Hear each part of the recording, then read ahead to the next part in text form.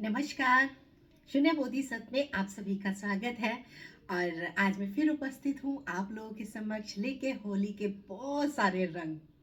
तो आप सभी को होली की बहुत बहुत बहुत शुभकामनाएं और ईश्वर की ऐसी कृपा हो कि आपके जीवन में भी बहुत सारे रंग हो, बहुत सुंदर सुंदर कलर हो, आपका जीवन एकदम रंगीन हो जाए। ये त्योहार मुझे बहुत प्रिय है। सच पूछिए तो सभी त्योहारों में नंबर वन की लिस्ट पे आता है होली का त्योहार। मुझे बचपन से ही बहुत पसंद है और मैं बहुत ही धूमधाम से मनाती हूँ होली का त्योहार। और हमेशा 10 दिन पहले से ही शुरू हो जाती है मेरी होली और 10 दिन बाद तक चलती रहती है। ये रंग ऐसा होता है कि ये उतरता ही नहीं है। तो मुझे बहुत पसंद है ये। मैं लेकिन इसमें कुछ स्पेशल बातें मैं आप लोगों के साथ बताना चाहती हूँ जिनका कि आप विशेष ध्यान रखिएगा। देखिए, होली और दिवाली ये दो समय ऐसे होते हैं जब हर चीज की शक्ति बढ़ सकती है। शक्ति की बढ़ने की संभावनाएं बहुत तीव्र हो जाती है। अब वो शक्तियां अच्छी भी हो सकती हैं और बुरी भी हो सकती हैं। जैसे विचार नकारात्मक भी हो सकते हैं और सकारात्मक भी। उसी तरह से हम होली और दिवाली जिस चीज पे अपने ध्यान को केंद्रित करेंगे या जिस पे हमारी दृष्टि होगी या हम जिसका विचार करेंगे, जिसके विषय में मंथन करेंगे, वो बढ़ जाएगी। अब यदि आप गंदे विचारों को या नेगेटिव नकारात्मक विचारों पे ध्यान केंद्रित करेंगे तो वो ज्यादा बढ़ती चली जाएगी। मतलब उसको आप अपनी तरफ आकर्षित करेंगे। और अगर सकारात्मक विचारों को, खुशियों को, रंगों को बड़े पॉजिटिविटी के साथ में यदि आप उसको बढ़ावा देंगे, अपनी एनर्जी को वहां लगाएंगे, तो वो बढ़ती चली जाएगी। कहने का मतलब ये है कि जो प्रकृति है, अस्तित्व है, ये नहीं देखता कि ये अच्छा है या बुरा, क्योंकि अच्छा और बुरे की परिभाषा स्वयं मनुष्य द्वारा बनाई गई है। वो ये देखते हैं कि आपकी गति किधर की तरफ है। जिधर की तरफ गति है बस उधर ही प्रकृति आपको पुश करने लग जाती है। तो इसीलिए आपने देखा होगा जो बहुत ही नकारात्मक लोग होते हैं, दुष्ट प्रवृत्ति के लोग होते हैं, उन्हें होली और दिवाली की बड़ी प्रतीक्षा रहती है, क्योंकि उन्हें कुछ ना कुछ, किसी ना किसी का अहित करना होता है।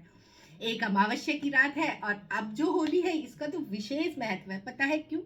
क्योंकि ये जो होली है, इस होली पे पूर्णिमा है। पूर्णिमा के साथ में ग्रहण भी है।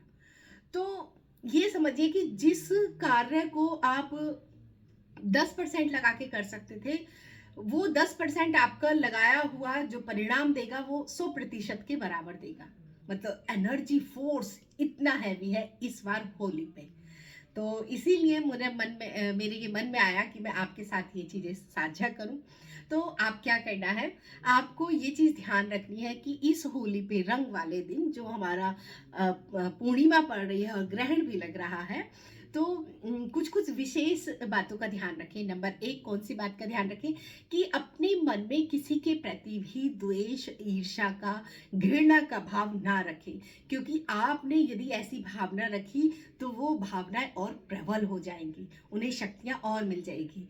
यदि आप अपनी भावनाओं पे नियंत्रण रखेंगे तो ज्यादा अच्छा होगा। आपको अपने अंदर दया, करुणा, दूसरे की सहायता, इस तरह के विचार और भाव होने चाहिए।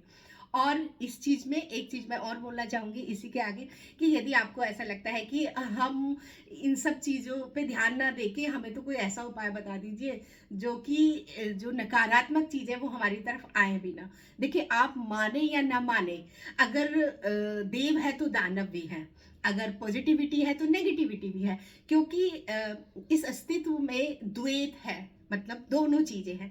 और वो दोनों चीजें कभी इसका पलड़ा भारी हो जाता है, कभी इसका हो जाता है, कभी इसका कभी इसका। लेकिन मजे की बात यह है कि प्रकृति अपने आप को स्वयं ही संतुलित कर लेती है।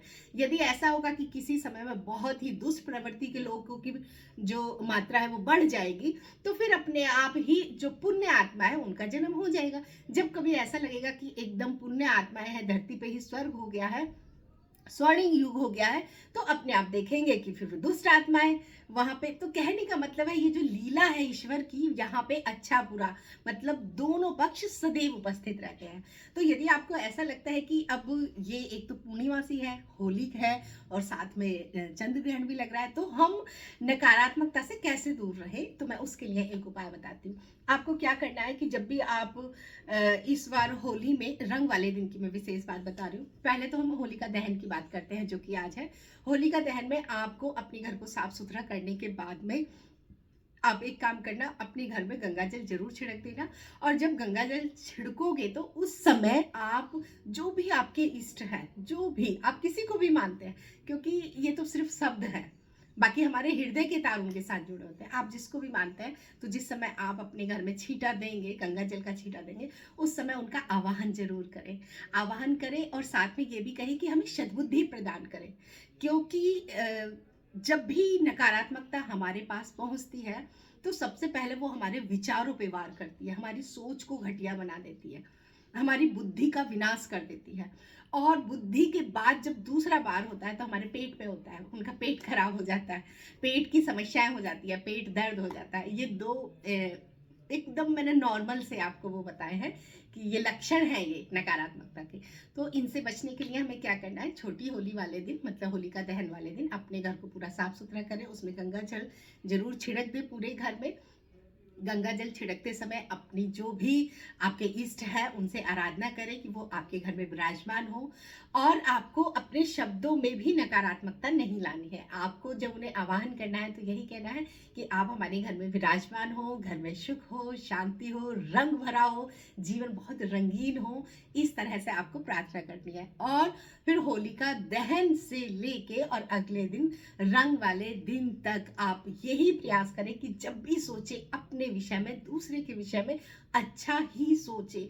यदि सामने से कोई आके भी आपके ऊपर नकारात्मक वाणी बोल रहे हैं या बहुत आपको गुस्सा दिलाने का प्रयास कर रहे हैं या आपके कुछ इस तरह का क्रिएट करने का प्रयास कर रहे हैं, तो आप ध्यान रखें कि आपको इस 24 घंटे में ना गुस्सा होना है, ना नाराज होना है, ना नकारात्मकता रिसीव करनी है और ना ही नकारात्मकता सेंड करनी है।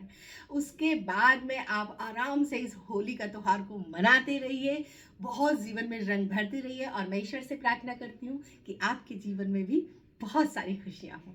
धन्यवाद।